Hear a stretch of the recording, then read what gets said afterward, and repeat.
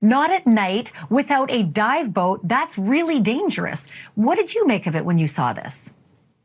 Exactly that. I mean, I'm a master diver.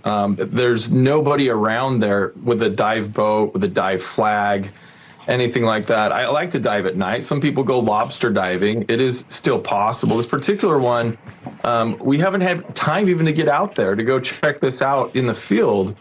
But you start looking at, the number of sightings that people are having in these locations, and putting it all together, it just doesn't make sense that so many people, are unable to. I don't know. The UFO thing has been, always people focusing in the sky, right? And so it's kind of like now that we're shifting to USOs, a lot of people are wondering if this is a new phenomenon or not, and it really is not. It's the submerged objects have been since the beginning. When we started reporting, remember we had these pilots that were seeing them in the water off of Catalina, and air traffic controllers were telling us that pilots were witnessing this glow, sometimes the size of a city.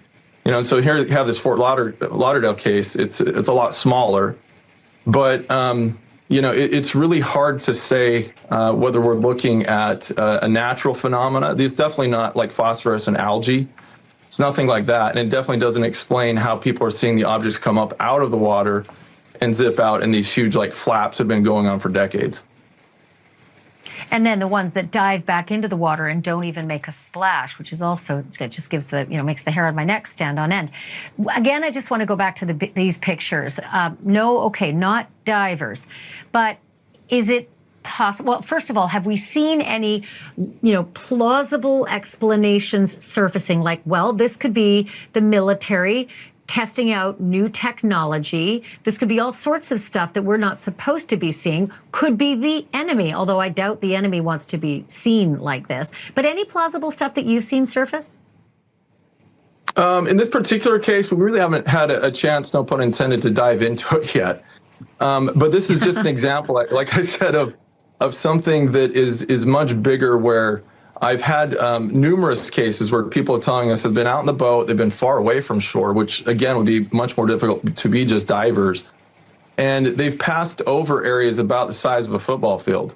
And it's like somebody turns on a switch and the whole thing just lights up underneath them, right? And then you mentioned the fact too that some of them, like we have the USS Omaha case caught on thermal camera, where we have this transmedium travel where they go into the water, don't seem to disturb it, come up out of the water, sometimes in broad daylight, right? So something is traveling back and forth. You remember Rear Admiral Tim Gallaudet, who's been on the show before. He testified in front of Congress about a Navy program that they're calling the fast movers, right? And the fast movers, they detect and track these objects that travel faster than any torpedo should or could, perhaps over 100 miles an hour.